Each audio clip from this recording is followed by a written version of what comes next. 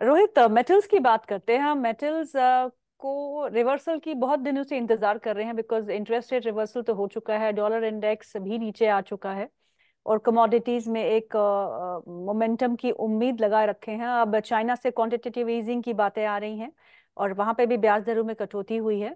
क्या लगता है आपको, मेटल्स चलने चाहिए यहाँ से? बिल्कुल मेरे हिसाब से चलना चाहिए, क्योंकि जो कमोडिटी साइकिल है वो बिल्कुल ही बॉटम एंड पे है। और ये रेट साइकिल जो जिसकी बदलाव के बारे में हम लोग बात कर रहे हैं, उससे मेटल सेक्टर या कमोडिटी साइकिल पे बहुत ही डायरेक्ट असर होता है।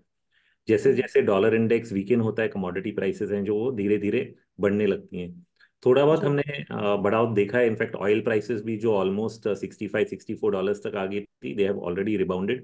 That hmm. Is why seeing कुछ बाइंग का इंटरेस्ट, जैसे आप देख रहे हो ओएनजीसी में आज।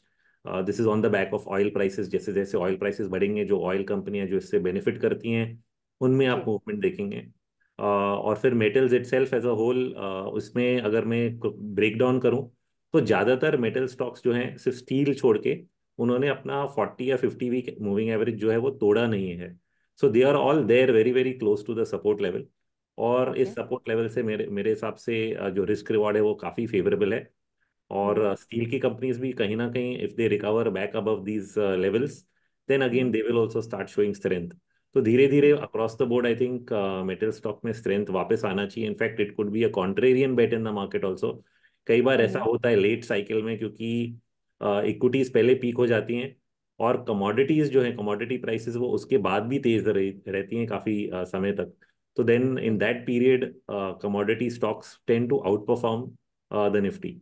सो ये एक चीज मन में रखनी चाहिए कि कहीं ना कहीं कमोडिटी स्टॉक्स या मेटल स्टॉक्स जो है निफ्टी को मंदे बाजार में भी आउट परफॉर्म कर सकते हैं। जी, आपने कहा कि तीन चार स्टॉक्स जो है वो अपने मूविंग एवरेजेस के ऊपर है या सपोर्ट, अच्छे अच्छे सपोर्ट के पास है। वो कौन से स्टॉक्स है? नहीं, तो जिन्होंने तोड़ा है, मैंने बोला स्टील की हैं, जैसे कि स्टील अथॉरिटी है, टाटा स्टील है, ये लोग 50 वीक एवरेज के नीचे हैं।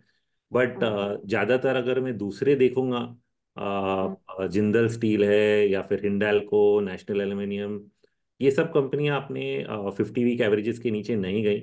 हम्म। वेदांता है, they have all held held these levels. तो जब उन्होंने ये लेवल नहीं तोड़ा है और इसके पास में है, तो वो रिस्क जो है सपोर्ट के पास आ जाता है।